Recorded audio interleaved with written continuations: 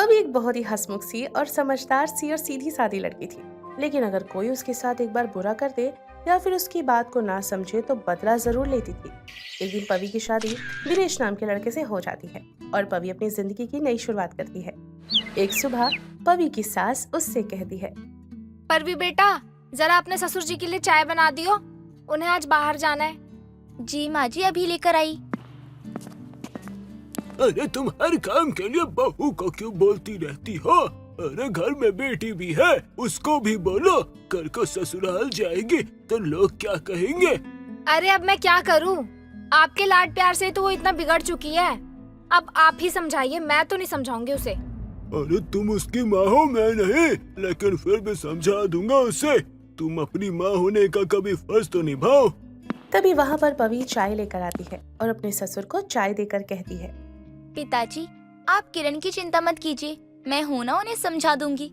अरे हाँ हाँ बहू, तू समझा कर देख, क्या पता तेरी बात मान जाए।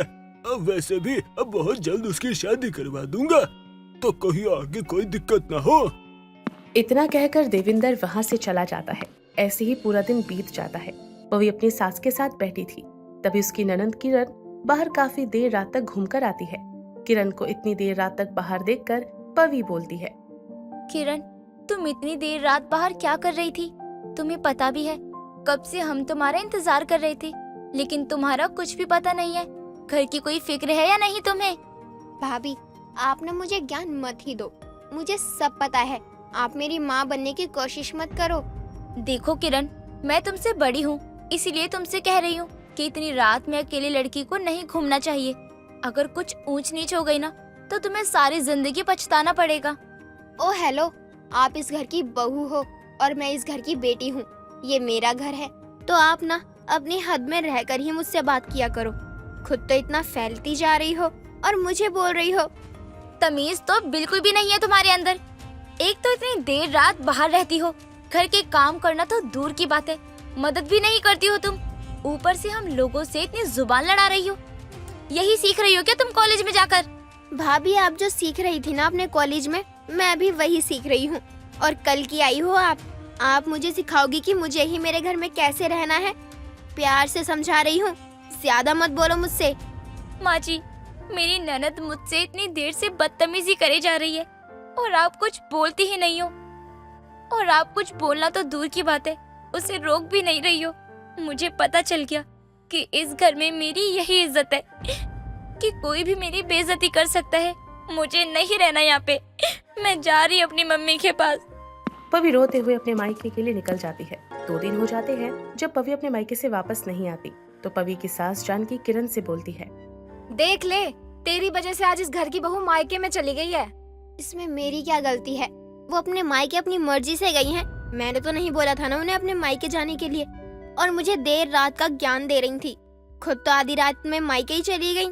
वो सब मुझे नहीं पता, ये सारी ना तेरी ही गलती है। तेरी भाभी सही बोल रही थी तुझे। तू ना एक नंबर की बदतमीज है और बदतमीज ही रहेगी। और अब ना तू चुपचाप से मायके जा उसके और उसको मना कर ला। माँ, मैं क्यों लाऊं उन्हें? आपको इतना प्यार आ रहा है तो आप खुद जाओ ना उन्हें लेने। अब तू चुपचाप से जा और अपनी भाभी को मायके से लेकर आ, नहीं तो कल से तेरा कॉलेज बंद हो जाएगा। और अब तू खुद सोच ले तुझे क्या करना है। जानकी अपनी बेटी किरण को इतना ही बोलती है कि किरण अपनी भाभी को मायके से वापस लाने के लिए चली जाती है। किरण पवी से माफी मांगती है। ये देखकर पवी को बहुत ही ज्यादा खुशी होने लगती है। उसके ससुराल वाले उसके इशारे पर चढ़ने लगे हैं। ये बात वो सोचने लगती है और अब इसी बात का वो फायदा भी उठाने लग रही थी। पवी को जो भी बात अपनी मनवानी होती है वो बोल देती है। अगर उसकी बात नहीं मानी जाए तो वो मायके चली जाती है और ऐसे ही कई दिनों तक चलता रहा। कुछ दिनों बाद किरण की तबीयत खराब हो जाती है। जानकी पवी के पास जाती है और पवी से कहती है, बहू, किरण की ना थोड़ी सी तबीयत खराब है, तो मैं ना इसको दवाई दिलाकर लाती हूँ। जब तक ना तू घर का सारा काम कर ले। और हाँ बेटा, किरण के लिए ना थोड़ी सी खिचड़ी बना दियो। माँ जी, ये क्या बात है? अगर किरण की तबीयत खराब है तो आप क्यों जा रही हो? वो खुद ही अपनी दवाई ले आएगी। मैं यहाँ घर का सारा काम अकेले कैसे करूँगी? कोई तो होना चाहिए ना मेरी मदद के लिए। बहू, उसकी तबीयत ना ज्यादा खराब है, वो उठने के लायक भी नहीं है। अगर वो थोड़ी बहुत भी ठीक होती ना तो वो खुद ही चली जाती, मैं थोड़ी ना जाती फिर। माँ जी, बहाने हैं सब किरण के। अभी पार्टी में जाना हो ना तो बड़ी जल्दी ठीक हो जाती है और घर का काम बोल दो तो जान निकल जाती है। बोल दो उसे कि खुद ही चली जाएगी डॉक्टर के पास। अरे तेरी ननद है वो, कोई दुश्मन नहीं है जो तू ऐसी बातें कर रही है। तबीयत खराब है उसकी, मैं चली जाऊंगी तो क्या हो जाएगा? और तू घर का सारा काम कर लेना। तो क्या हुआ? कोई पहाड़ तो नहीं तोड़ रही है जो आप उसकी इतनी तरफदारी कर रही हो। घर में बस आपकी ही बेटी नहीं है बल्कि बहू भी है। अरे बहू, तू क्यों बहस करती रहती है? तू हर छोटी छोटी बातों पर बहस करने लग जाती है। अरे अब बस भी कर, हर बात पर कलेश करना जरूरी है क्या? अच्छा, तो अब आपका मतलब है कि घर में कलेश मैं करती हूँ। माँ जी, आप बिना बात ही मेरे ऊपर इल्जाम लगा रही हो और मैं ये चुपचाप नहीं सुनने वाली हूँ। पवी अपनी सास से इस बार बहस करके फिर से अपने मायके चली जाती है। अब जानकी भी बेचारी अपनी बहू को मायके से वापस लाने के लिए चली जाती है और इस बात से पवी जानकी के सर चढ़ जाती है। बात बात पे मायके जाने लगती है और पवी को वापस मायके से लाने के लिए किसी न किसी को जाना ही पड़ता। इन सब चीजों से अब जानकी बहुत परेशान हो चुकी थी, लेकिन फिर भी अपनी बहू को वापस लेकर वो आती। इस बार पवी के आने के बाद जानकी घर में कुछ भी ऐसा नहीं होने देती जिस वजह से उसे फिर से मायके जाना पड़े। ऐसे ही चल रहा था। कुछ दिनों बाद पवी अपने पति दिनेश से बात कर रही थी। तभी दिनेश पवी से कहता है, पवी, तुम क्यों नहीं समझ रही हो? मुझे ऑफिस से छुट्टी ही नहीं मिल रही है, तो मैं कैसे चल सकता हूँ तुम्हारे साथ मूवी देखने? टाइम भी तो होना चाहिए ना। सुनिए जी, तुम्हारा ना ये रोज का हो रहा है। कभी अपनी बीबी के लिए टाइम भी निकाल लिया करो। तुम्हें पता तो है टाइम मुझे खुद के लिए नहीं मिल पाता, तो मैं तुम्हारे लिए टाइम कहाँ से निकालूं? यहाँ तो मेरे पति के पास ही मेरे लिए टाइम नहीं है, तो मैं इस घर में कर ही क्या रही हूँ? हाँ, मायके ही जाओ तुम। तुम्हारी तो आदत ही बन गई है बात बात पर मायके जाने की। यहाँ रहकर अब मैं करूँगी भी क्या? मेरे पति को तो मेरे रहने या फिर ना रहने से कोई फर्क ही नहीं पड़ता है। बहुत हो रहा है पवी, अब तुम अपनी बात बात पर मायके जाने की आदत सुधार लो, बता रहा हूँ तुम्हें मैं। अच्छा, तुम तो बस यही सोचते हो ना कि मेरा बस यही घर है, लेकिन तुम भूल रहे हो मेरा मायका भी मेरा घर है। और जब तुम्हें अपनी गलती समझ आएगी ना, तब तुम ही माफी मांगने आओगे। ठीक है, तुम्हें अब भी मायके ही जाना है ना, तो तुम मायके ही जाओ, लेकिन ये मत सोचना कि मैं आऊंगा तुम्हें वहाँ लेने के लिए। पवी इस बार दिनेश से बहस करके अपने मायके चली जाती है। पवी का भी ये रोज का हो चुका था, बात बात पर मायके चले जाना। लेकिन इस बार काफी समय निकल जाता है, कोई भी पवी को लेने के लिए मायके नहीं जाता। काफी दिन निकल जाते हैं, फिर भी पवी अपने मायके से वापस ससुराल नहीं आती। ये सब चीजें देखकर पवी की माँ राधा पवी से बोलती है, बेटा, तू क्यों अपनी अच्छी खासी जिंदगी खराब करने में लगी है? माँ, इसमें मेरी क्या गलती है? आप मुझे क्यों बोल रही हो? मेरी जब बात मानी ही नहीं जाती है मेरे ससुराल में, तो मैं यहाँ आऊंगी ना, ये भी तो मेरा ही घर है। बेटा, ससुराल में किसी भी बहू की बात नहीं मानी जाती है। हमें उस चीज को समझना पड़ता है। बात बात पे अपने मायके आ जाने से बहुत फर्क पड़ता है। अब तेरी तो भाभी भी है, अगर तू ऐसे ही बार बार घर में आएगी तो उन्हें कैसा लगेगा? वो तो परेशान हो जाएगी ना। माँ, आप मेरी तरफ हो या मेरे ससुराल वालों की तरफ? मैं तो तेरे ससुराल वालों की ही तरफ हूँ। अब बात बात पे उनसे लड़के तो यहाँ आती है, अब मुझसे लड़के कहाँ जाएगी? माँ, क्या माँ? हाँ, क्या मामा में क्या कर रही है? खुद देख लेना, इतना समय हो गया है और तेरे घर से कोई तुझे लेने नहीं आया है, क्योंकि तेरी ये हर बात पे मायके आने की आदत बन चुकी है। और जितनी जल्दी तू इस आदत को सुधारेगी, तेरे लिए उतना ही अच्छा होगा।